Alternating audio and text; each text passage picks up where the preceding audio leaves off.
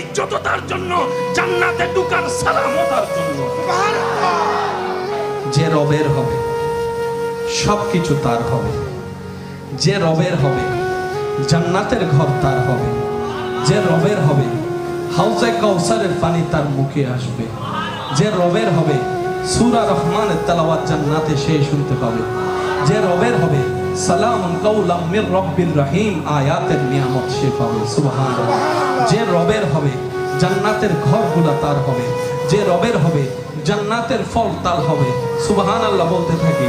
যে রবের হবে নিয়ামত সবগুলা তার হবে, যে রবের হবে কবর তার সুন্দর হবে, যে রবের হবে প্রশ্ন তার সহজ হবে, যে রবের হবে হাসর তার জন্য সুন্দর হবে, যে রবের হবে পুলসিরাত তার সেকেন্ডের জন্য